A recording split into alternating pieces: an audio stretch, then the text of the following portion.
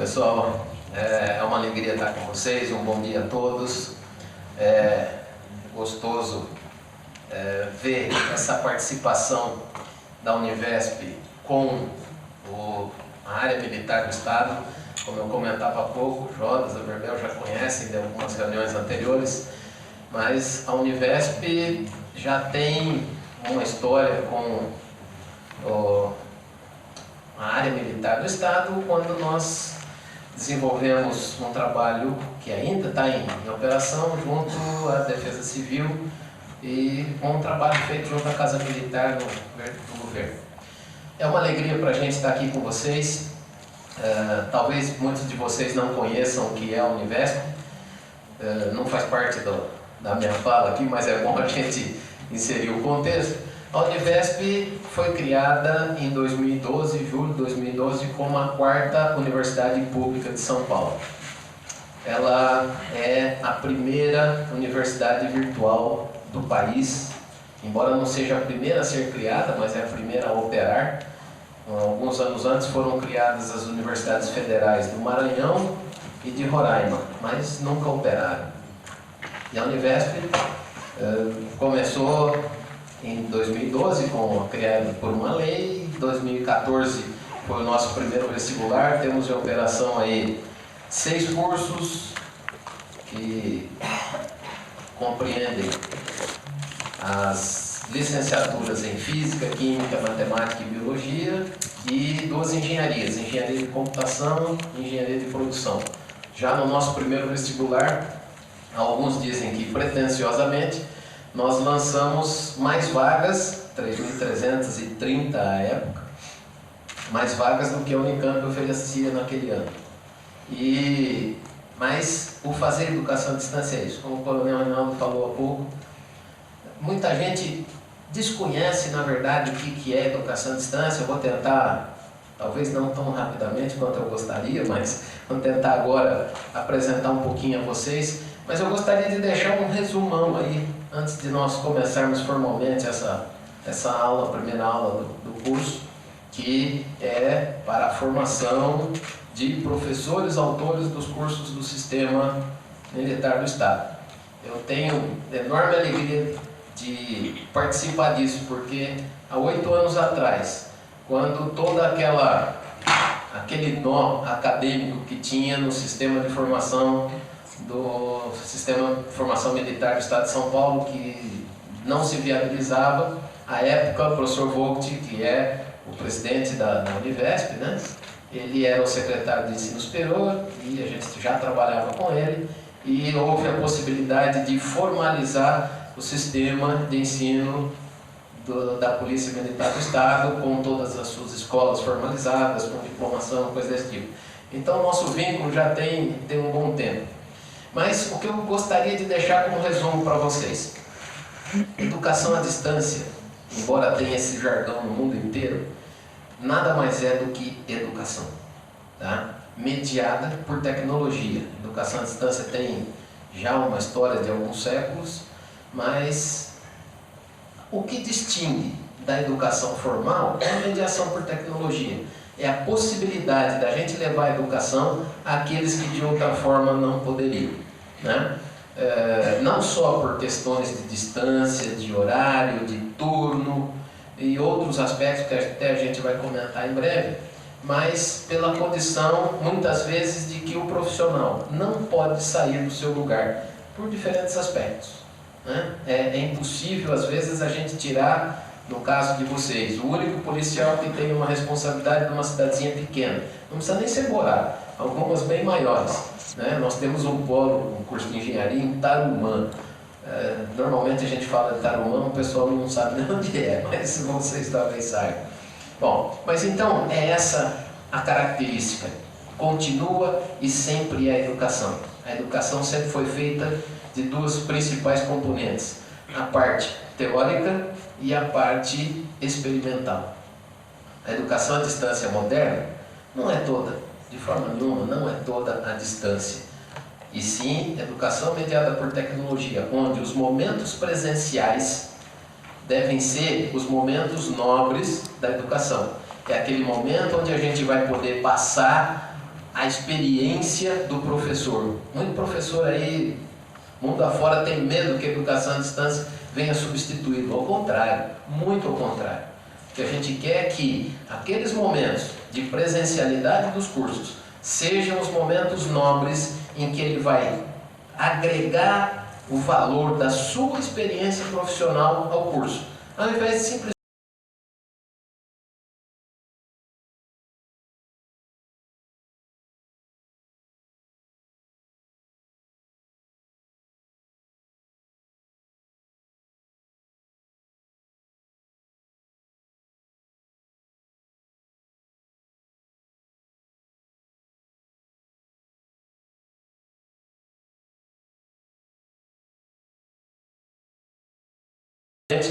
a variedade de profissionais que estão aqui é impressionante, é uma alegria para a gente poder estar contribuindo com isso, e principalmente a expectativa de que vocês muito em breve vão colocar isso em funcionamento e nós vamos poder ter a transmissão de tudo aquilo que vocês têm como expertise profissional, aqueles companheiros que estão lá nos rincões do estado e que dificilmente poderiam vir aqui. Sempre é importante a gente ter esses momentos. Numa das primeiras reuniões com o Jodas, eu falei, Jodas, nós precisamos ter alguns momentos presenciais. É importante a gente se conhecer. É verdade que hoje, com ferramentas, praticamente seria possível a gente apresentar o mesmo conteúdo que eu estaria apresentando aqui. Mas esse momento é crítico para a gente. Tá? Em termos psicológicos, é bom a gente se conhecer, é bom estar junto, é bom tomar um café junto, é bom ter esse momento, embora a gente tenha ferramentas para suprir muito disso, mas esses momentos são especiais. E como o coronel falou, é importante às vezes a gente trazer o fulano lá de Borá para cá. A nossa cidade, exemplo, é Tarumã. Vou adotar o Borá aqui agora. Né?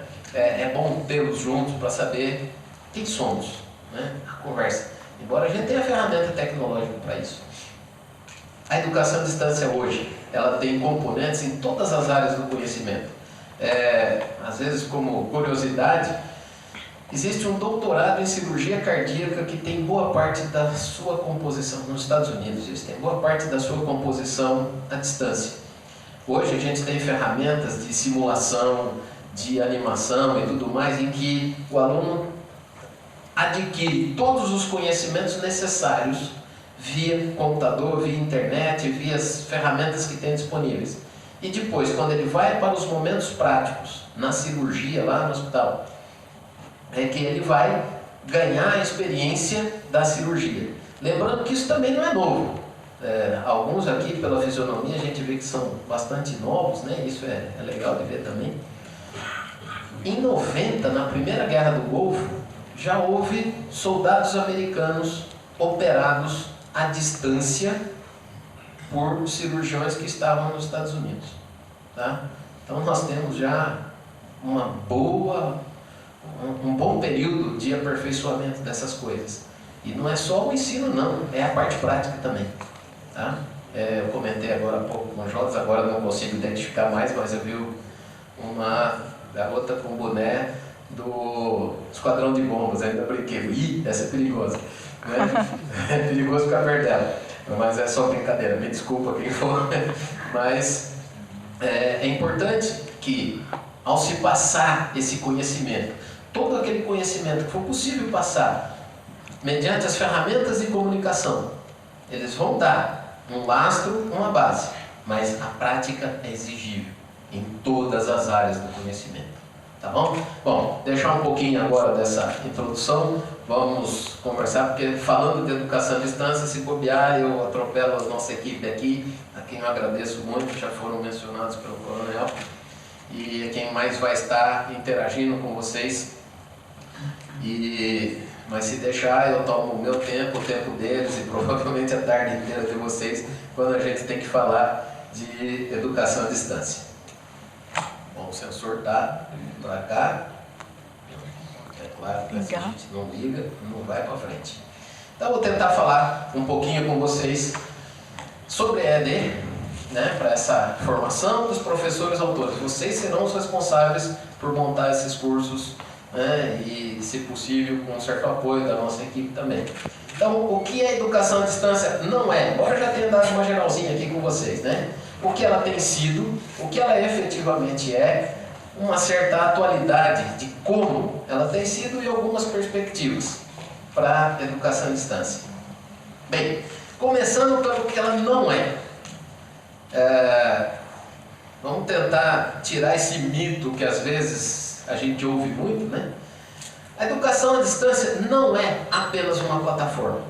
Tá? Sempre que se fala de educação à distância com uma pessoa nova, que plataforma vocês usam? Isso, no fundo, gente, é o de menos. Tá? Porque hoje tecnologia está sobrando para a gente, tá? Para fazer quaisquer atos acadêmicos, inclusive a avaliação, que é uma das crises da educação à distância, que o problema da identificação é complicado e tal. Mas a educação à distância não é uma plataforma. Eu até pedi para a nossa equipe lá de design gráfico botar o Moodle aqui, que é a ferramenta de educação à distância mais utilizada, eu diria que no mundo afora, é uma das mais antigas em operação também, que é muito conhecida, particularmente por ser gratuita e muita gente usar, tá? Embora seja a ferramenta mais utilizada, ela não é educação à distância, ela nada mais é do que um instrumento nas nossas mãos, tá? A educação à distância não é milagre, não é sonhar e de repente estou sabendo. Não, fazer educação à distância como educação é muito trabalho, muita dedicação, muito esforço e muito estudo, tá? Não é nada milagroso de forma nenhuma.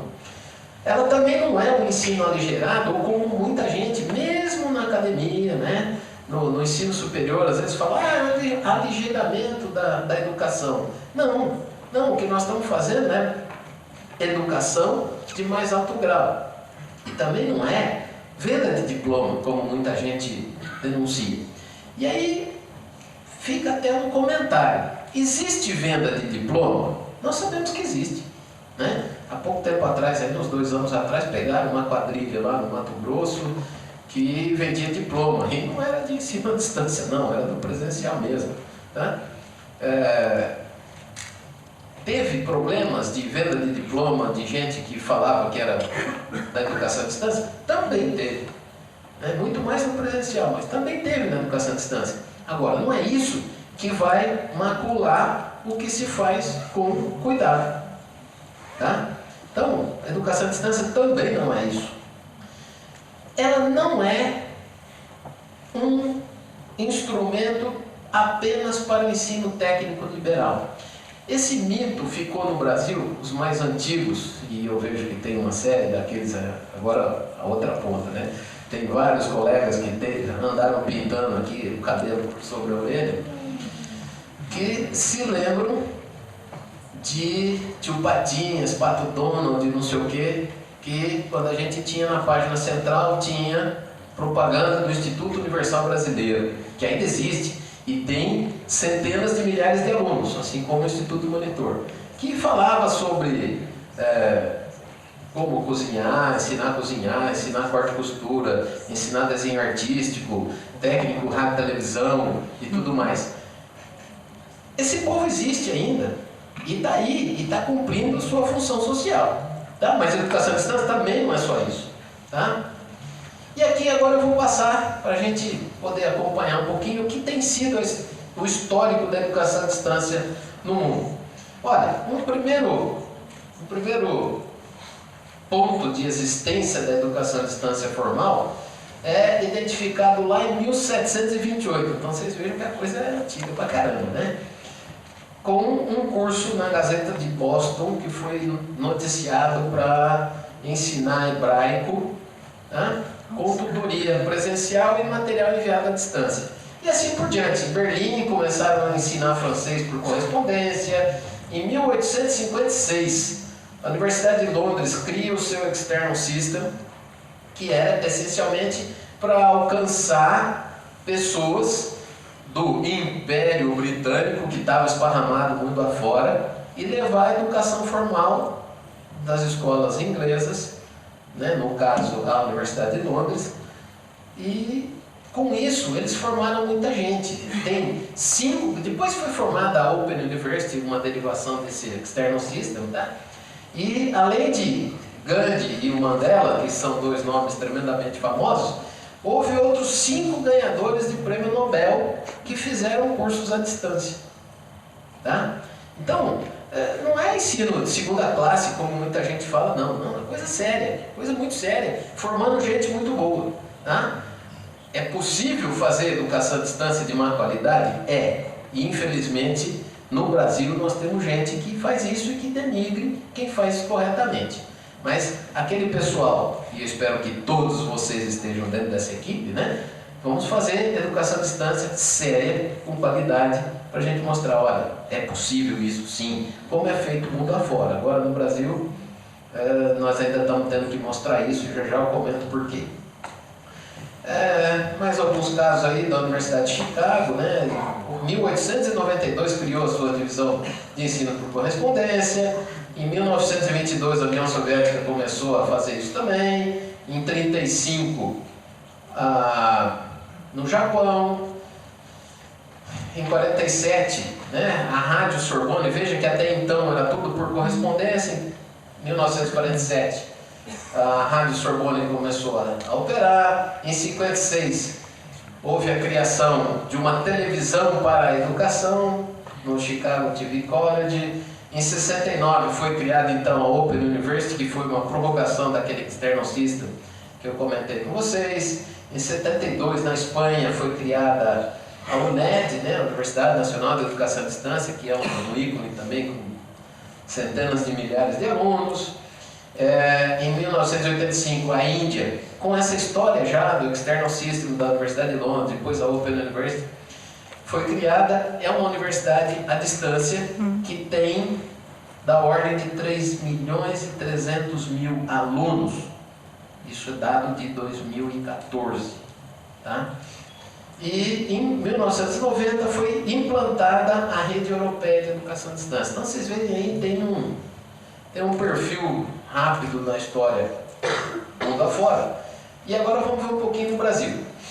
Em 1904, o Jornal do Brasil, né, na sua edição de classificados, faz o anúncio de profissionalização como datilógrafo. Daí vocês começam a ver, mas datilografia não é essencialmente prático? E ainda assim eles fizeram lá e fizeram muito bem, formando muita gente para datilografia. Alguns, como eu, são catamiliógrafos, né? Mas ainda há muito ensino da datilografia até hoje, por correspondência. Tá? Hoje, correspondência eletrônica, mas não formato. Em 1923 é criada a Rádio Sociedade do Rio de Janeiro, que oferecia vários cursos. Ao invés de mandar material só por correspondência, havia as explicações pelo rádio, material por correspondência, retorno assim também.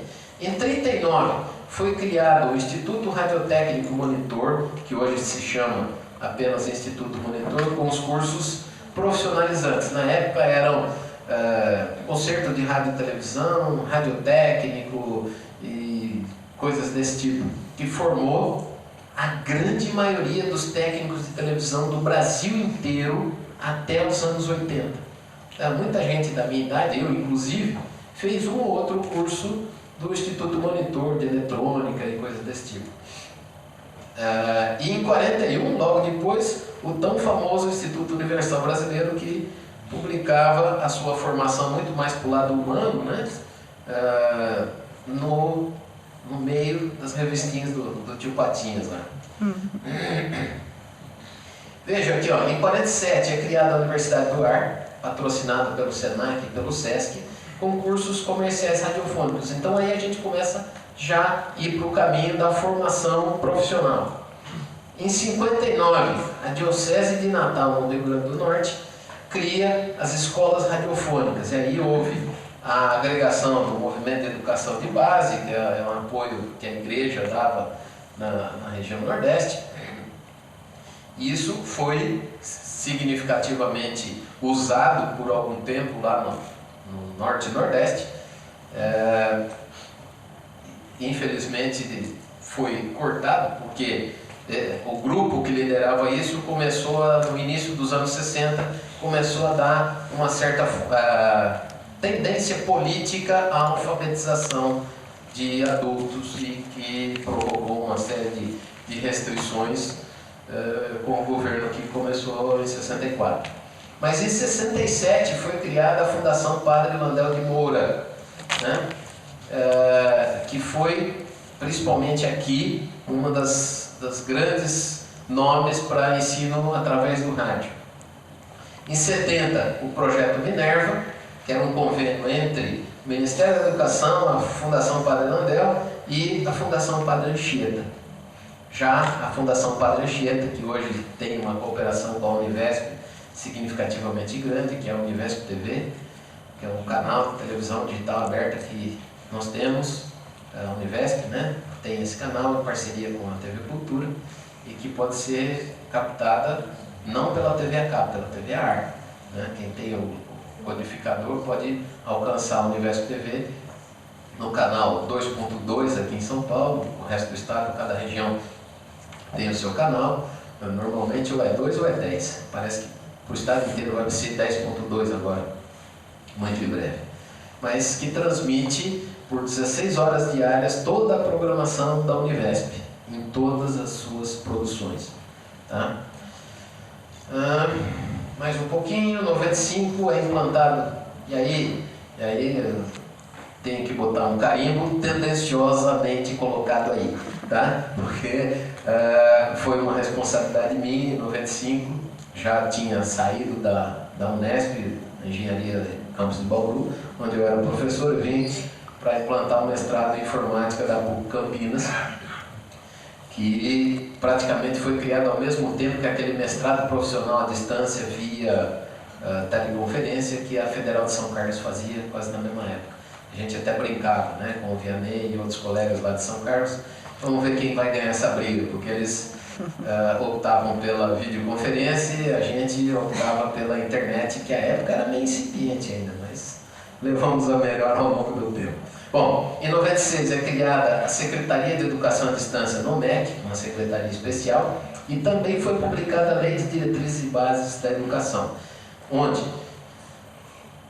marco da educação nacional para a educação à distância, principalmente, foi essa LDB, em dezembro de 96, quando formalmente o uso da educação à distância foi disponibilizado para o ensino superior. Embora a gente já estivesse fazendo, né, algumas experiências na pós-graduação, a partir de 96 é que foi permitido o ensino para graduação em todo o seu formalismo. Em 2000, o pessoal cria o CEDERJ, que é o Centro de Educação à Distância lá do Rio de Janeiro. Na época, o professor Carlinhos Biochovski, que criou isso daqui, depois foi secretário nacional de Educação à Distância também. Em 2005, foi criada a Universidade Aberta do Brasil, tem 860 e tantos polos do Brasil afora, tá? É uma execução intensa da educação à distância no ensino superior brasileiro, da qual a Univesp faz parte. Tá? Em 2011, a Secretaria de Educação à Distância foi extinta no MEC com a consideração de que não podemos distinguir a educação à distância de simplesmente educação. Então, todo aquele apoio que até então foi dado para a educação à distância foi inserido no sistema de regulação e supervisão normal da educação brasileira. Então foi, embora para muitos um momento triste, o término da Secretaria de Educação à Distância, mas foi um momento em que o governo formalmente entendeu que educação à distância é educação sim, e ponto, e vamos trabalhá-la conforme deve ser.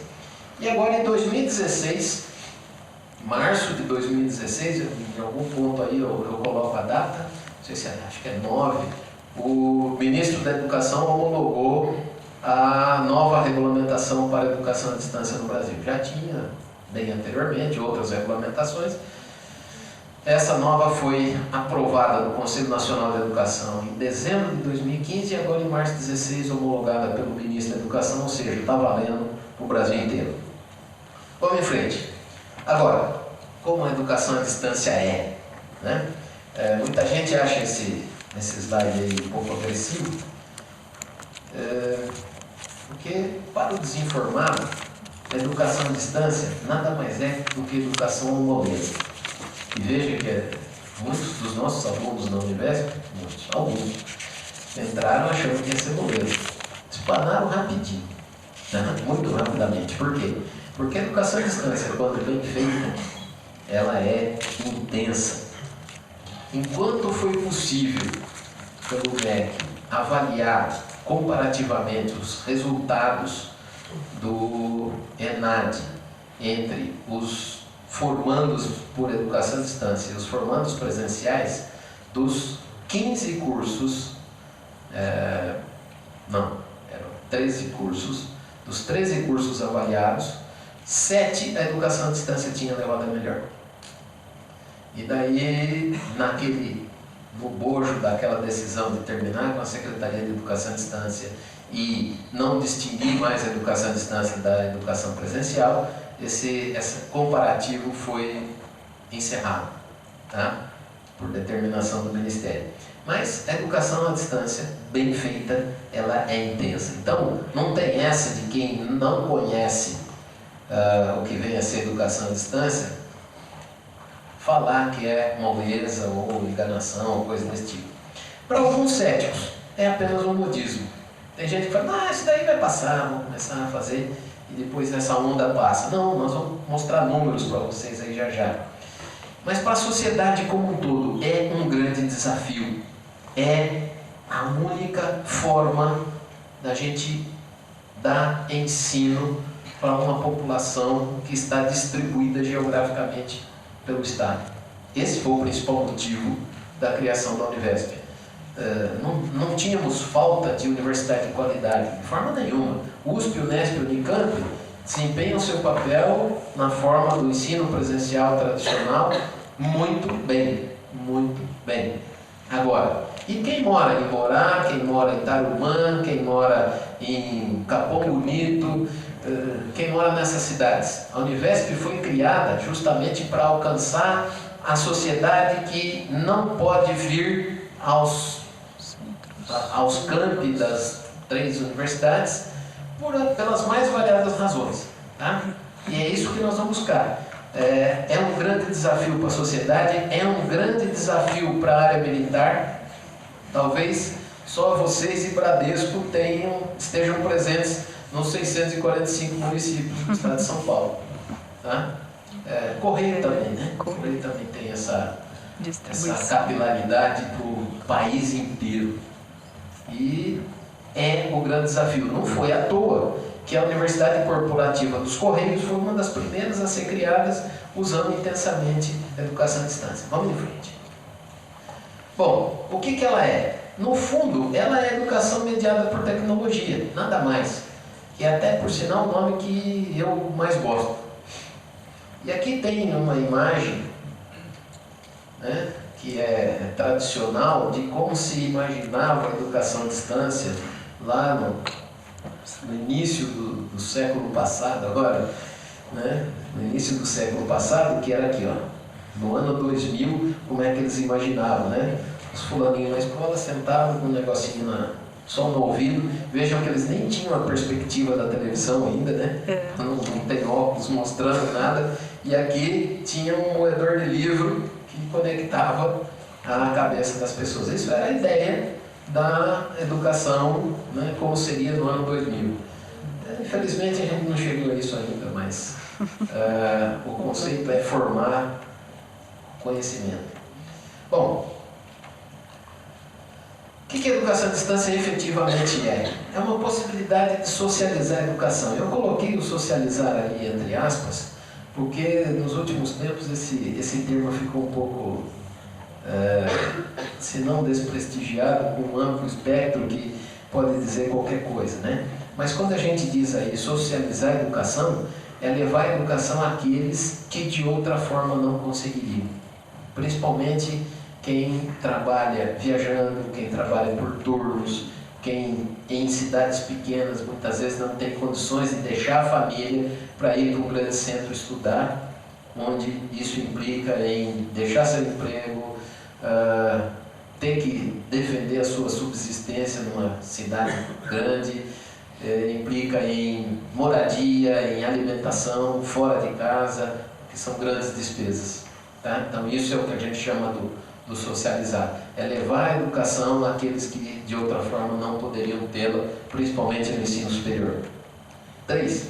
É uma possibilidade hoje formal de educação. Aqui estão aquelas datas que eu falei para vocês da nova regulamentação, né?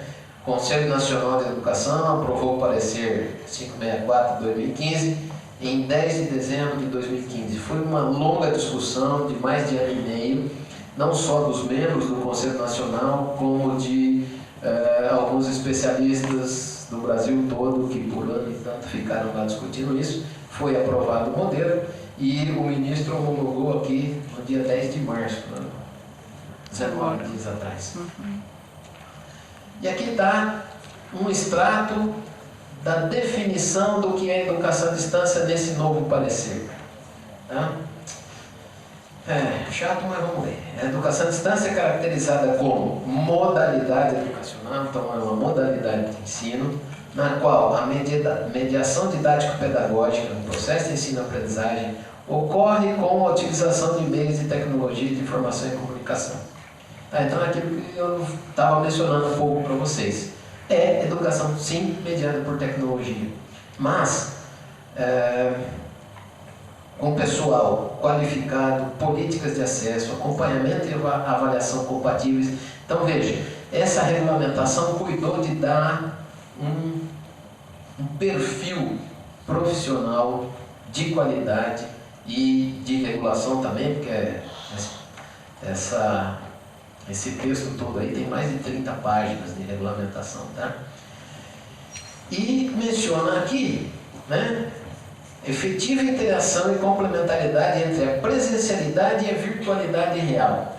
É meio filosófica a coisa aí, mas ele está dizendo o seguinte, olha, é exigível que se tenha alguns momentos presenciais, sim, e mais aquilo que é possível fazer mediante a tecnologia para a virtualização de todas as ações pedagógicas que se tem na educação. Tá? Isso sim é possível. Todas as ações pedagógicas são passíveis de hoje ocorrerem mediante tecnologia. É verdade que por questões de identificação ou às vezes por conta do custo da tecnologia a ser implantada, o MEC ainda exige que as avaliações finais sejam presenciais. E muitos dos profissionais da educação à distância sugerem que a gente tenha outros momentos de presencialidade, como esse que nós estamos tendo aqui para o início de um curso. Né? A educação à distância envolve estudantes e profissionais da educação, entre parênteses, professores, tutores e gestores. Isso, embora pareça natural, foi um enorme avanço na formalização da operacionalização da educação à distância, porque a tutoria estava no limbo, né? Havia problemas trabalhistas e coisas desse tipo que a partir dessa regulamentação agora vão poder ser corrigidos. E as atividades são desenvolvidas em lugares e tempos diversos. Aí a gente recai na educação à distância tradicional, né, que é flexibilizar tanto a distribuição geográfica da educação quanto a distribuição temporal da educação, permitindo que cada um cuide, né, de estudar nos seus melhores momentos. E tem uma componente ainda que eles não listaram aí, que é a distribuição de competências. No geral, a gente não tem pessoal especializado nas mais variadas áreas do saber para tudo quanto é canto do país, não. Tá? Então, as competências que são disponíveis aqui em São Paulo, no geral, não são disponíveis para a educação presencial lá em Borá ou em Tarumã. Mas, com a educação mediada por tecnologia, a gente consegue levar essa competência sim. E ao invés de trazer centenas de estudantes para assistir uma aula aqui, eles assistem dos seus locais e depois vão fazer a prática em épocas diferentes, em localidades diferentes, para completar a sua formalização.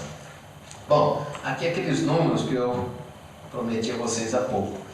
Número de matriculados em cursos de graduação, ensino superior, né, na modalidade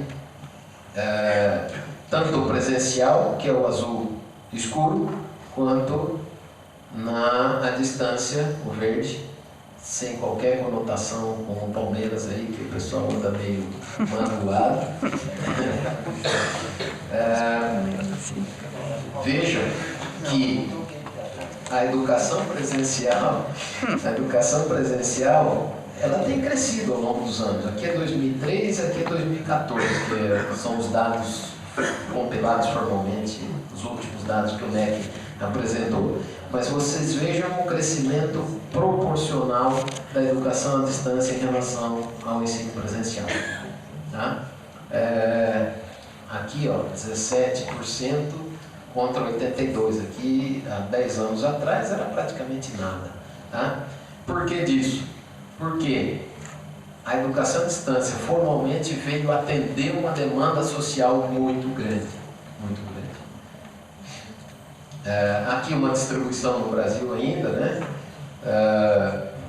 Aqui educação à distância pública, 10% e 90% das instituições de ensino privado.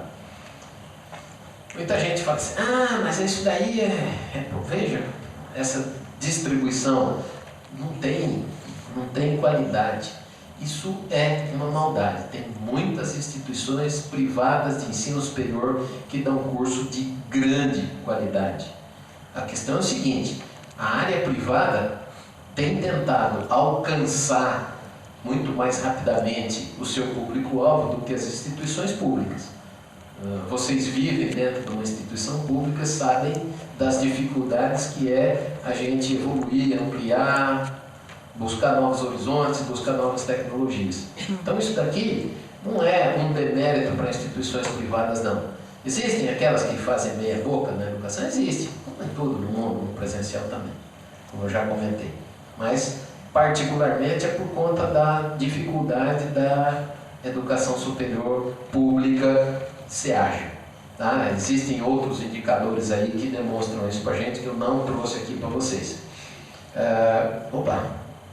Apertei o botão que não devia. 71% da educação à distância no Brasil é desenvolvido pelas universidades. Por quê?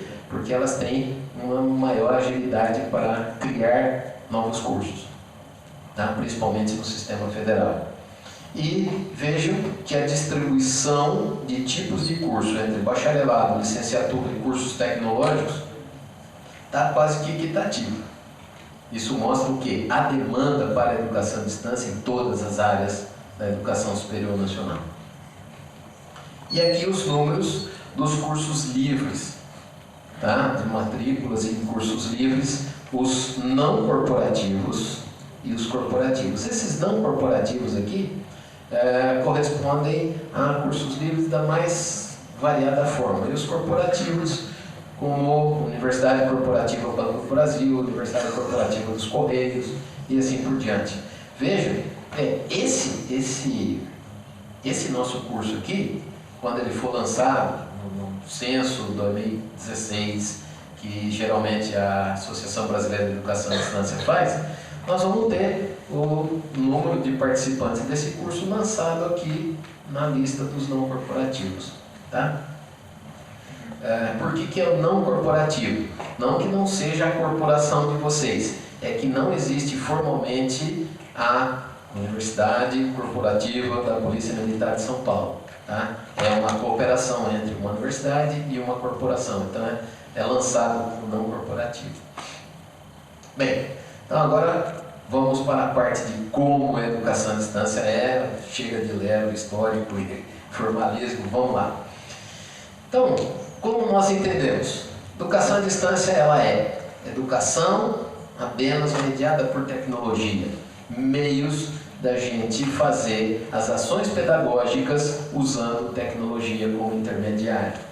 Ela tem uma flexibilidade metodológica significativa. Por quê? Porque nós temos variadas formas de educação à distância. Tem aquela que usa a internet, tem o pessoal que ainda usa correspondência, tem o pessoal que usa rádio, tem as mais variadas formas. E mesmo usando uma tecnologia diferente, há meios, né, métodos de ensinar de forma diferente. Por exemplo, na Univesp, nós usamos a metodologia de aprendizagem baseada em projetos e problemas.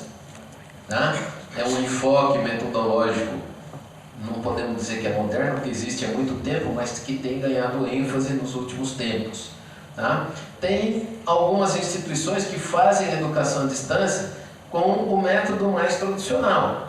Vai conteúdo, volta a pergunta, faz prova e ponto final, sem qualquer diferenciação da educação presencial. Tem muitos métodos, a gente não vai entrar em detalhe nisso. A flexibilidade geográfica, aqui talvez seja um dos grandes valores da educação à distância no mundo todo. Nós podemos alcançar gente nos mais variados lugares. Hoje, com a penetração que a internet teve, é possível a gente alcançar regiões agrícolas para fazer formação em como trabalhar melhor no campo, como ter melhores resultados, como vender melhor a sua produção agrícola e coisas desse tipo. Tá? E também flexibilidade temporal, é aquilo que eu comentava com vocês nas primeiras palavras aqui. Tem gente que trabalha por turno. Esse, em condições normais, no ensino presencial, estaria fadado a nunca poder fazer um curso superior.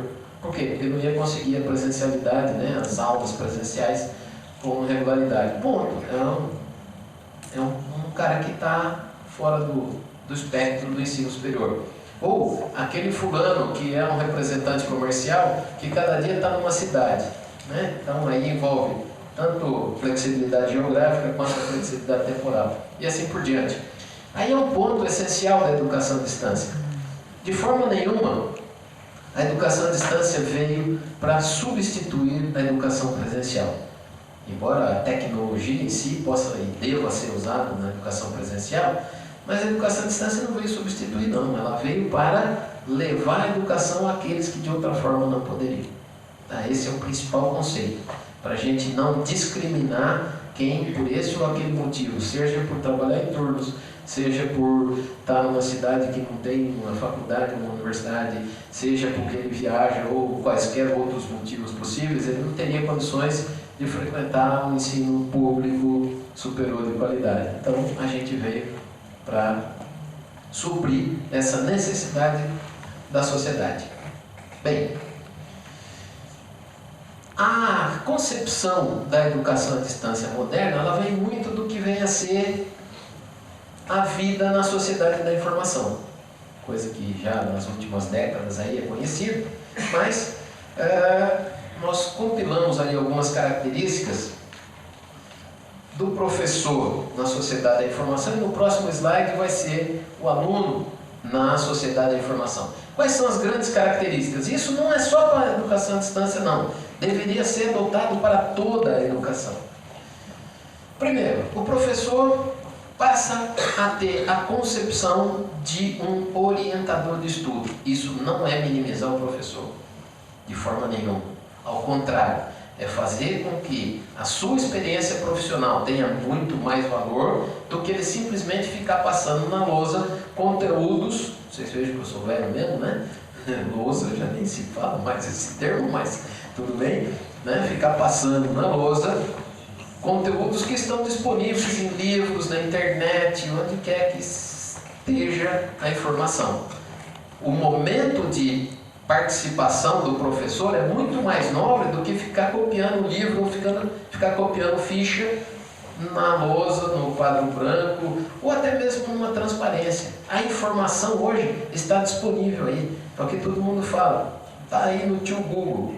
Mas obter informação não é obter formação. Isso é um ponto muito importante. A formação se faz quando o conhecimento adquirido pelo aluno é composto pela informação que ele recebe, que está disponível aí, pela agregação do conhecimento profissional que o professor traz, da experiência profissional e da vivência que o professor leva o aluno a ter. Tá? Não mais aquele aluno, e já estou atropelando a transparência na frente, não mais aquele aluno que é criado para ser papagaio. Né? Se a gente prestar atenção, isso é meio agressivo, mas se a gente prestar atenção, ainda, infelizmente, na maior parte da educação dos nossos jovens, crianças e jovens, a gente treina o fulaninho lá a ser papagaio, repetir exatamente aquilo que o professor falou. Daí chega na universidade e quer que o fulano raciocine. Daí fala, a educação está acabando, a garotada chega sem saber falar, sem saber escrever, e essa porcaria da internet, que também escreve tudo errado, e que não sei o quê. Tá bom, reclamar não resolve o problema, a gente tem que agir, tá? A gente tem que agir para mudar isso. E esse é um dos pontos. O professor vai ter que orientar, vai ter que aproveitar. Olha, aquela história da classe invertida que a Khan University aí tem tornado famosa mundo afora. Estou demorando muito aqui. Não, tá tranquilo. É o quê? Bom, vamos forçar o aluno. Lembra aquele aluno CDF, né, que o cara estudava antes para vir para a aula e perguntar para o professor? Isso é um ótimo conceito. É o que a educação, a sala de aula invertida hoje preconiza. Ó, estuda antes, depois vem aqui que eu vou fazer com que esse estudo teu tenha muito mais resultado. Isso é uma metodologia moderna, tá? Coisa que já existe há muito tempo, mas tem sido dada ênfase a essa abordagem, né? O professor, ele tem que gerar e organizar conteúdos, tá? Um dos grandes problemas hoje é o quê? Descobrir onde está a boa informação e a informação correta. A internet tem de tudo. Lembra? Antigamente tinha um ditado que falava assim, o papel aceita tudo. A internet aceita tudo. Tá? Tem grandes asneiras, tem muitas bobagens, tem muitas mentiras na internet. Agora, o professor precisa ensinar o seu estudante a descobrir ou a gerar formas de descobrir que informação é boa, que informação não é. Esse é um papel muito mais nobre do que ficar falando para o aluno repetir depois. Ele vai, botão errado, orientar a busca por novos conteúdos na internet, é isso que eu estava falando, orientar a aprendizagem. Tá bom, li isso, como é que eu faço para produzir ou construir aquilo? Então aí vai a experiência profissional do professor. É um professor muito mais nobre, aquele que antigamente era chamado de catedrático, hoje tem que ser qualquer professor. Por quê? Porque a informação está disponível, a boa e a ruim. Antigamente a gente ia para as grandes bibliotecas universitárias, as instituições só compravam as revistas famosas, cujos artigos eram publicados depois de passar por um grupo de revisores de mais alto nível. Então a gente sabia que naquela revista tinha informação correta. Hoje ainda existem essas revistas, mas tem tanta informação que eu preciso ensinar meu aluno a descobrir o que é bom e o que não é. Tá? Contribui, meu aparelho disso muda aqui, daí eu estou me atrapalhando. Contribui com a própria experiência, aquilo que eu falei, é a sua expertise profissional que ele vai levar ao aluno nos principais momentos. E também esclarecer dúvidas. Com o estudo, o que houve? Uma quebra de paradigma. O professor não é mais a única fonte do saber. Tá? Ele é um orientador de estudo, sim, ele tem o saber prático a ser levado ao aluno, mas a informação está disponível no mundo afora. Ele avalia a aprendizagem agora, e não a repetição, vamos deixar de fazer o cara ser papagaio, né? E trabalha com novas técnicas e metodologias que depois, ao longo desse curso de extensão aí, vocês vão ter um pouco mais detalhes. Em relação ao aluno, ele deixa de ser aquele fulaninho que fica sentado de corpo presente, muitas vezes. A gente fala, o fulano está sentado na sala e enquanto o professor está falando ou escrevendo na lousa, ele está pensando na namorada, na conta que tem que pagar, ou até está dando um cochilo muitas vezes. Ele precisa, em sendo assim, aprender a aprender. Tá? Parte da responsabilidade. Não foi com o Tucão, não, viu, Foi só uma lembrança, não. o novo aluno, né, da era da informação, ele precisa aprender a aprender. A carga sobre ele tem mais densidade e qualidade, né? Ele vai analisar quais são as suas fontes de informação a partir daquilo que o professor ensinou. Ele vai desenvolver um raciocínio crítico, porque ele vai procurar a informação correta e o professor, dentre as metodologias escolhidas, ele vai fazer com que o aluno seja crítico e não simplesmente aquele papagaio que a gente comentou há pouco. E vai desenvolver autonomia e competência, que são coisas requeridas no mercado profissional, em todas as áreas. Em todas as áreas. Houve quebra de paradigma? Sim. Ele precisa romper aquela passividade que no fundo é uma grande comodidade. É a história do aluno de corpo presente na sala de aula e fica lá e depois vou repetir o que o professor falou, né? O que também motiva a cola e coisas desse tipo, porque já que era só para repetir, 37 anos dentro de sala de aula eu vi os mais variados tipos de cola. É certo que o professor não consegue pegar tudo, né? Então houve muitas que eu não vi e não aprendi, mas tem cola de tudo quanto é tipo. Mas se a gente usa metodologias adequadas, tanto para a formação do nosso aluno, quanto para a avaliação dele, nós vamos minimizar essa questão. Mandar repetir só o que foi falado, a cola vai campear solta aí, né? Por mais que a gente pegue, sempre vai ter um tantão que nem o iceberg que a gente não pegou. Segundo, ele vai tornar agente da sua própria aprendizagem. Por quê? Porque cada um tem a sua experiência de vida. Então, quando a gente vai falar, por exemplo, sobre meios de revelimento de um material para construção mecânica, um exemplo longe daqui, né? Ou longe para alguns. Ele teve sua vida, muitas vezes ele é um técnico que já está trabalhando naquilo, então isso vai ter muito mais importância para a sua aprendizagem do que para aquele outro que caiu de paraquedas num curso de engenharia mecânica porque o papai mandou. Tá? Então a gente começa a cobrar, a partir das novas metodologias de aprendizagem, a gente começa a cobrar isso para o cara. E ele vai poder também escolher, vai poder não, né? Tem podido escolher a ordem do que e quando aprender. Normalmente na educação à distância a gente tem períodos semanais, como vocês vão ter aqui nesse curso, né? Períodos semanais de atividade, onde é ministrado um certo conteúdo, é cobrado uma certa ação e a apresentação do que foi aprendido nesse período. Então, são conceitos não só do uso da tecnologia, como vocês podem perceber pelo que a gente está falando, não apenas do uso da tecnologia para mediar os professores e os seus estudantes, mas também do método de ensino-aprendizagem. Tá? A conjunção dessas coisas é que forma a educação à distância de qualidade. Vamos em frente. Então, com esse foco na aprendizagem, e eu volto a repetir para vocês, isso tudo vai ser detalhado aí nesse período de 2 meses que vocês vão estar trabalhando nesse curso aqui. E alerta, o coronel pediu, mas nem precisava, porque essa turma aqui é dura na queda. O pessoal vai rebolar um pouquinho, porque tem atividade aberta, se preparem, tá? Bom, foco na aprendizagem. Essa é a moderna educação à distância.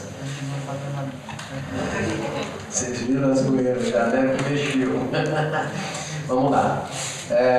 Como eu estava falando, os docentes se tornam orientadores ao invés de distribuidores da informação. A prática docente, ela é centrada. Então, aqui é um resumo daquilo que eu comentei com vocês na sociedade da informação, né? A prática docente é centrada no papel do aluno construindo o seu conhecimento e não sendo papagaio. A distância geográfica fica irrelevante tanto para alcançar o aluno quanto para levar o bom professor.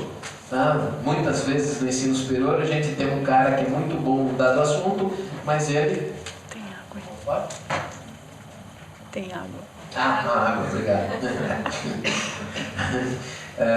Muitas vezes eu tenho um fulano num país que é muito bom num dado assunto, mas ele está lá na Universidade Federal do Rio Grande do Sul. E aí? Com a educação à distância, a mediação da tecnologia, eu consigo trazer a expertise dele para cá, para o Pará, para o Rio Grande do Norte e assim por diante. Essa história da água aqui me fez lembrar um professor que não sabia que tinha um retorno aqui e ele estava com um problema isso há muito tempo atrás, um problema na transparência e começou a ouvir vozes do além, cara, ficou todo apavorado. Ainda bem que eu ouvi. Bom, então a infraestrutura tecnológica promove a comunicação e meios de interação. Tá? Um componente muito importante da educação, de uma forma completa, em particular para a educação à distância, é a interatividade que a gente promove, professor com estudantes, estudantes com estudantes e assim por diante. E, logicamente, com o material educacional. Né? E, de novo, uma das coisas que mais mete medo, muito professor Brasil afora aí, e um pouco mundo afora também. O que é ministrado não está mais sob domínio único e exclusivo da cabeça do professor ou das suas fichinhas encebadas por muitos anos de repetir a mesma coisa. Hoje é muito comum, com a fase aí que nós estamos do smartphone, o professor está falando uma coisa na sala e o aluno está com o seu smartphone procurando para saber se aquilo é verdade ou não. Isso apavora um monte de gente. Tá? Aquele pessoal que preencheu suas fichinhas de aula há 15, 20, 25 anos atrás e as repete sempre, tem coisas informações novas que surgiram que desmentem aquilo, em muitas áreas do saber. Né? E daí o cara fica apavorado. Ou seja, o professor da moderna área, né, da moderna era de mediação pela tecnologia tem que rebolar, tem que estar atualizado. Né? Tem muita gente que, quando começou a educação à distância, principalmente aqui no Brasil, a educação à distância vai tirar o trabalho do professor. E às vezes até de forma bastante provocativa, a gente respondia, vai mesmo, mas só daqueles que não se atualizarem. Porque quem se atualizar e tiver experiência profissional para transmitir, esse vai ser muito valorizado. Agora, aquele folgado que só quer repetir a fichinha que ele preparou há 20 anos atrás, ou muitas vezes repetindo as aulas que teve quando se graduou, esse ia perder o emprego mesmo. E ou já perdeu. Bom, vamos em frente. Outra coisa a ser considerada na educação à distância, isso é um cuidado que a gente tem principalmente metodologicamente, e quando eu mostrar um pouquinho do nosso ambiente de aprendizagem, vocês vão ver, é que, embora isso muitas vezes não seja considerado no ensino presencial, as pessoas aprendem de maneira diferente. Tá? Elas aprendem em ritmos diferentes. Isso é um problema gravíssimo do ensino superior formalizado direitinho, com calendário, que a gente muitas vezes não consegue escapar, mas é um problema sério. Tem gente que aprende mais rápido, tem gente que é mais devagar. E isso, na educação fundamental, é muito mais grave. Teve muito estudante que foi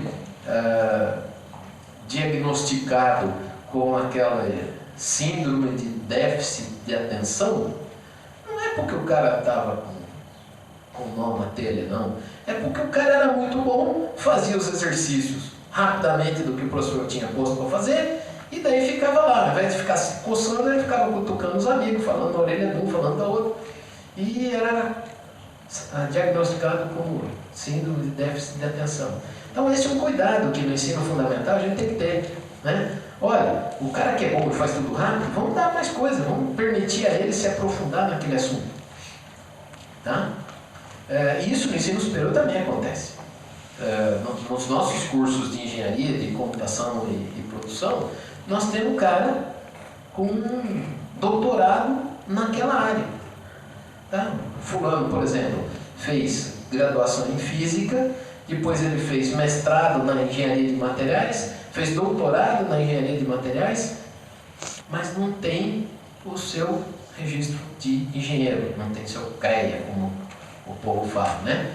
Então é um fulano que fez doutorado numa certa área, tem uma história acadêmica já, e vem fazer um curso de graduação. A gente precisa estar atento com esse tipo de coisa, também no ensino superior profissionalizante.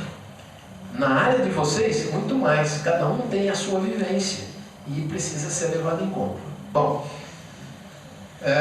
e por fim, pessoas são motivadas por coisas diferentes.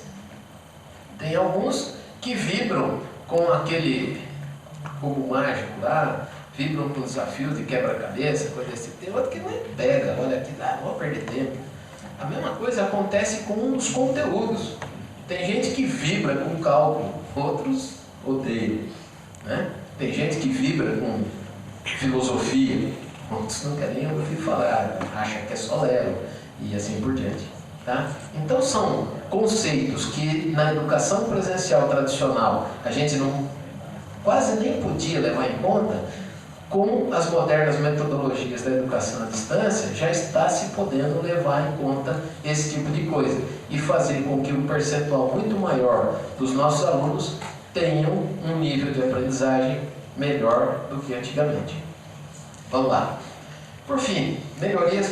Por fim, dessa fase, tem coisa ainda. Melhoria para as instituições. E é mais ou menos claro por tudo que a gente já falou, né? Maior abrangência geográfica, maior abrangência demográfica, por conta de compatibilizar horário, coisa desse tipo, competências acadêmicas distribuídas, aquilo que eu mencionei para vocês, só tem um fulano bom nesse assunto e está lá no Rio Grande do Sul, ou está nos Estados Unidos, ou na Europa, e vamos aproveitar o que ele sabe. Otimização de recursos físicos disponíveis é um dos princípios da Univesp, que a gente não se dispôs a não gastar dinheiro com tijolo, como o professor Vogt sempre fala. O que nós queremos é gastar dinheiro com o processo de ensino-aprendizagem, ter um dos melhores professores do mundo e o melhor possível para os nossos alunos. E a possibilidade da cooperação interinstitucional. Em aspectos os mais variados, é possível haver a cooperação da polícia militar daqui com a polícia militar, vou dar um exemplo, mas não é acusação com eles não, da Bélgica, da Itália, da Alemanha, dos Estados Unidos. É possível isso, é possível o cara estar lá e transmitir ao vivo para vocês ou numa gravação e assim por diante, ou vice-versa, né? As competências que nós temos aqui também podem ser levadas para outras instituições. E isso é muito importante em termos de formação ampla. Para os alunos, isso já comentamos lá no aluno da Sociedade da Informação, né? A flexibilidade espacial, temporal e os novos produtos educacionais, onde o produto aí era para estar entre aspas e eu me esqueci. Bom, agora vamos para algumas considerações críticas, agora já passei da metade, tá bom? Vamos lá. Aspectos críticos da educação à distância e como a educação à distância é em termos metodológicos, que é um dos nossos grandes dramas, né? Vejam isso daqui, ó, uma gravura aí, Sócrates com os seus alunos. Tem alguns aspectos metodológicos aí que são muito importantes nessa gravura que normalmente a gente não presta muita atenção. Era a proximidade dele com seus alunos, ele não ficava trancado dentro de uma sala de aula, ele caminhava com esse povo pelos mais variados locais e fazia as suas considerações filosóficas, sociológicas, técnicas que fossem necessárias. Mas se a gente prestar atenção, isso foi mimetizado por muito tempo, tá? Aqui nós temos a professora e um monte de gente aqui lendo o que o professor passou na lousa. Isso daqui era um ensino presencial, ensino médio de muito tempo atrás, mas que ainda existe, e bastante. Se compararmos, ó, Sócrates ainda está aqui, né? Não mudou muito. Depois veio uma nova era de tecnologia, o retroprojetor. Hoje eu dou um exemplo, mas não, sem demérito algum. Quando eu estava na faculdade, o retroprojetor estava na moda. E por muitas vezes eu vi professores, grandes cientistas, grandes professores, levando uma transparência em branco, pondo em cima do retroprojetor e escrevendo ali na aula. Hoje parece gozação, né? Mas era assim. O que? A tecnologia estava disponível, mas o método, ou metodologia, como muita gente chama, né? Mas o método para usar adequadamente aquela tecnologia não era conhecido. E isso não é porque o professor era ruim, não. Por grandes professores, grandes pesquisadores. É que não havia sido feita ainda a aderência da tecnologia ao método de ensino. Depois, logo depois, eles começaram a descobrir que, se era para escrever na transparência, escreve na lousa mesmo. Mas para fazer um desenho complicado numa instalação elétrica, é muito mais ágil eu colocar aquilo para o aluno e explicar sobre uma transparência. E daí o pessoal começou a usar melhor um pouco a tecnologia. Então esse é um conceito que é importante a gente ter na cabeça, que hoje nós temos praticamente tecnologia para tudo, mas muitas vezes nós ainda estamos usando com pouca produtividade, ou às vezes quase nenhuma, a nova tecnologia. Não adianta simplesmente mimetizar o ensino presencial através da tecnologia. A gente precisa adequar os métodos que são usados no processo de ensino-aprendizagem. Tá? Bom, mas continuando nessa historinha aqui, evoluiu-se. Opa, era para ter as outras as anteriores, né? Mesma coisa agora com o retroprojetor. Estamos nós aqui. Tá? Veja que tem uma pessoa explicando e um monte de gente assistindo. Agora as figurinhas voltaram. Mais recentemente, a Smartboard, né? Um quadro interativo em que a transmissão é feita por um equipamento aqui, mas a tela é touchscreen, parará, mas continua sendo uma pessoa falando e as outras ouvindo. E aí, vamos fazer um comparativo, nós aqui. Tá? Ainda bem que não vai ficar assim, vocês vão interagir com o nosso pessoal numa metodologia que é um bocado mais moderna, mas é importante a gente ter esse momento também. Tá? Por fim, cada aluno com o seu computador e ainda o professor explicando aí. São todas essas figurinhas, a menos do Sócrates, claro, mas todas essas daqui continuam existindo nos nossos dias. Tá? Mas uma coisa que eu quis alertar vocês aí é o seguinte: o método usado para transmitir a informação ou o conhecimento continua sendo o mesmo há muito tempo. Tá? A educação à distância, usando a tecnologia como meio para interação entre estudantes, professor, conteúdo e assim por diante, promoveu um chacoalhão na educação, levando a necessidade de que o professor seja aquele professor da era da informação, da sociedade da informação, como eu comentei com vocês há pouco, e o aluno seja o aluno da sociedade da informação, né? Com o seu smartphone dentro da sala de aula, ou vendo o Facebook, ou procurando saber se aquilo que o professor está falando é verdade. Tá? Isso mudou, gente. Não tem como. Mudou. A tecnologia veio e arrombou a porta. E a educação tem tentado correr atrás para se aperfeiçoar. Mais ou menos aquilo que eu comentei dos meus professores que escreviam uma transparência em branco em cima do retroprojetor. A educação está indo um pouquinho sim atrás da tecnologia, mas a gente tem evoluído também. Tá? Isso leva a uma consequência. Opa, agora acho que eu vou precisar da tua ajuda lá, companheiro. Sobre os nossos alunos. Não tem som esse vídeo. Se puder ativá-lo aí, por favor. É só pôr o mouse em cima da figura e clicar nela. Aí, pronto.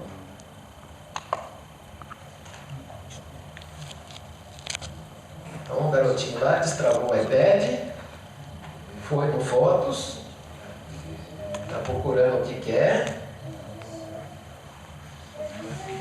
O som está muito baixinho, mas achou, procurou o filminho que queria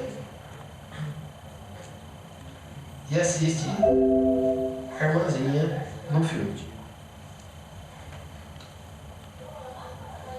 Esse vídeo tem 1 ano e meio e é lógico que é um vídeo de um avô orgulhoso com amor. Esse garotinho aí tinha 1 ano e meio quando foi filmado fazendo isso. Hoje ele está com 3 aninhos, faz um estrago danado em qualquer iPad, qualquer iPhone, e que a avó de vez em quando: Patrick, o que você fez com os meus aplicativos daqui? Por quê? Porque ele cria folders novos, joga os filminhos dele para dentro do folder, esconde os aplicativos da avó e coisas desse tipo. Tá? Os nossos futuros alunos, alguns hoje já assim, né, são assim, e a gente tem que lidar com isso. Daí vem aquele medão de muita gente: mas meus alunos entendem muito mais de tecnologia do que eu, o cara sabe fazer filminho, o cara sabe usar aplicativo, o cara sabe fazer aquilo, por isso que eu odeio a educação à distância. Pessoal, é só a gente parar e pensar um pouquinho mais. Eu estou ali, não é para ensinar tecnologia para essa gurizada, que realmente sabe muito. E eles aprendem, porque não tem medo de aprender. Eles pegam o aparelho e saem fuçando. Tá? A gente tem muito mais receio. Agora, o que eles não sabem é aquilo que eu estou lá para ensinar. Tá? Minha experiência profissional, que é o grande valor que eu tenho a passar. Eles podem usar o iPad, o iPhone, aí qualquer coisa, né? Até o ai meu Deus, do jeito que quiserem. Agora, eu não tenho que ensinar isso para eles. Isso eles ensinam, eles aprendem por si próprios. Eu tenho que transmitir a minha experiência profissional, o meu raciocínio lógico para certas situações, como operar certas situações ou certos equipamentos e assim por diante. É verdade, muitos de nós não sabemos usar equipamentos de vídeo e assim por diante. É onde a instituição precisa dar o devido suporte.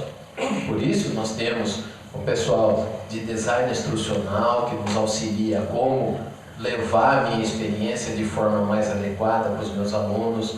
Temos o pessoal de design gráfico, temos o pessoal de tecnologia. Hoje a escola, o curso não é mais aquele do curso Sou Eu, onde o professor era o detetor da informação, ele era o detetor da transmissão, ele era o detetor da tecnologia usada, quer seja a sua fichinha passada na lousa, quer seja simplesmente falar ou reunir um grupo num círculo e discutir um assunto. O curso era uma pessoa só. Hoje é praticamente impossível isso. Vocês vão ver nesse curso aqui que há uma série de requisitos para que o professor possa ser o professor apenas. Mas a componente essencial, exigível e a componente de extremo valor na educação é a sua experiência profissional que tem que ser transmitida. Tá? É necessário um trabalho de equipe. A educação não é mais hoje coisa de uma só pessoa. Ela tem que ser feita em equipe. Por quê? Porque assim a nossa realidade hoje exige. Essa é a nossa realidade. Às vezes a gente tem que estudar um jeitinho melhor de fazer um filminho com o meu celular, tudo bem. Mas sempre se alguém puder te orientar como fazer melhor, muito mais adequado. Agora, quando não está também, não vamos fazer valer o método antigo. Agora, tendo consciência de como é que se faz cada uma dessas coisas. Tá? Mas a expectativa é que a educação hoje não é mais ação de uma só pessoa. Na educação à distância de hoje, nós temos o formador autor, que que serão vocês, né? O nosso curso de extensão com vocês está centrado nessa questão de ser um formador, autor, um professor, autor de um curso à distância, mas nós temos também, e quiçá vai ser em breve poder ser ofertado também para a PM, o curso de formação de tutores, né, para que o tutor que vai acompanhar o aluno no curso possa ter as mais amplas informações de como é que ele deve abordar o aluno, como é que ele deve abordar o conteúdo, como é que ele deve fazer a sua interação com os alunos, como é que deve orientar os alunos a terem interatividade entre si e assim por diante. Tá? Volto a insistir, educação hoje é um trabalho de equipe. Bom, então para isso, reconhece-se, né, que é necessário desenvolver um método de ensino novo, que os professores lecionem menos, né, para que os alunos possam aprender mais. Isso está mais do que resumindo tudo aquilo que a gente falou até agora. Só que veja, isso foi falado por Comênios lá no começo dos anos 1600. Ou seja, a educação, para que o professor seja menos repetidor e mais transmissor de experiência profissional, é um grave problema, né, na educação desde essa época. E essa frase continua sendo uma tremenda de uma verdade para nós. Né? Nós temos que nos dedicar a isso. As modernas metodologias de ensino-aprendizagem tentam resolver esse problema. Vamos em frente. Aspectos tecnológicos. Agora vamos ser mais rápidos. A tecnologia veio provocar mudanças sérias na educação, tanto no acesso à informação, como nós já falamos, quanto na interatividade. Vou comentar um pouquinho, mas não é preciso pensar muito para saber que hoje a gente fala com pessoas nos Estados Unidos, no Japão, na França, como se ele estivesse ao meu lado recebendo um WhatsApp, tá? Ou um Telegram, qualquer outro desses aplicativos aí, que praticamente fizeram o mundo encolher, né? E aumentar a interatividade por completo. E também provocou uma mudança nos métodos de ensino, isso que a gente vinha falando. Acesso à informação.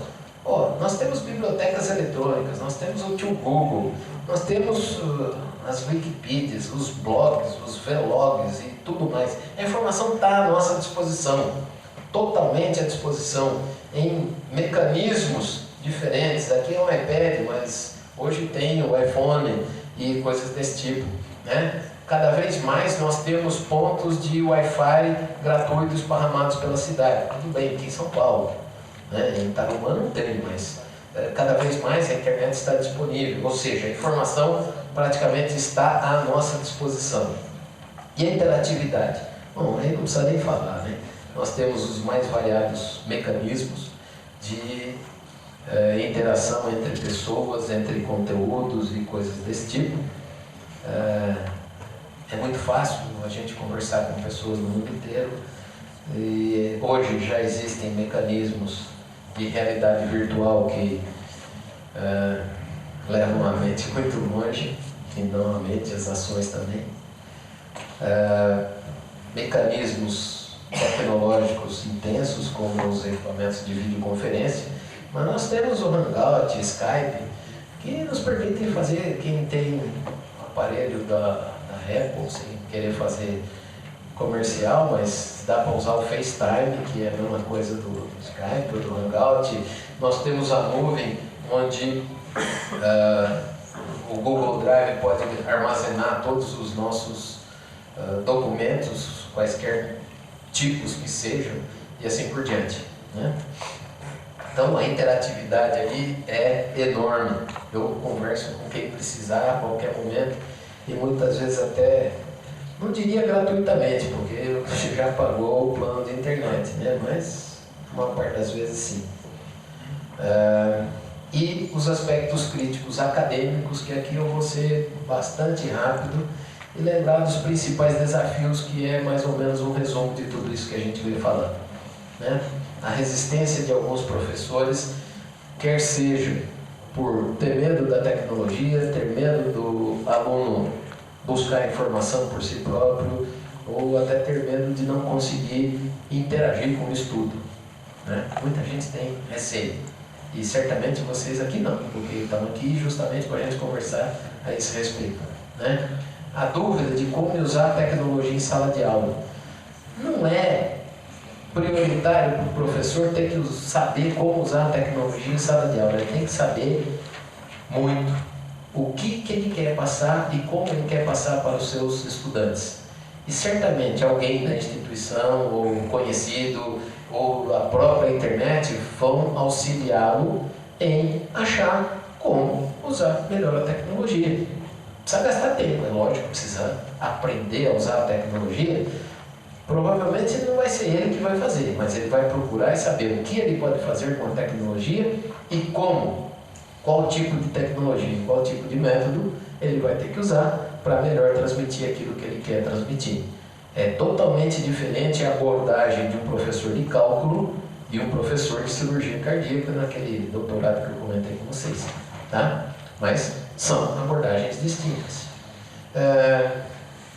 Outro desafio, isso é de qualquer bom professor, né? Dúvida de como tornar o ensino em rede, esse ensino conectado, mais eficaz.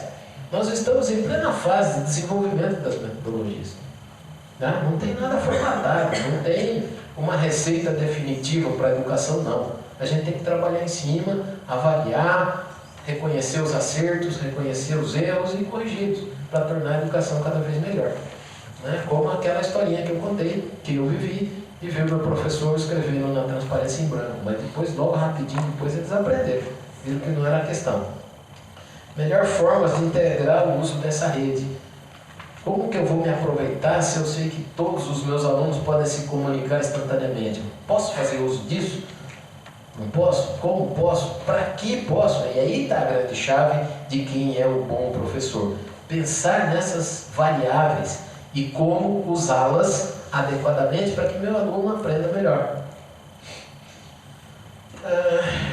Como associar recurso tecnológico com os conteúdos? Vamos pensar no ensino de arte. Uma coisa é dizer como é que é uma escultura, ou muitas vezes, como se fazia antigamente, mostrar uma fotografia da escultura daquilo que a gente tem hoje.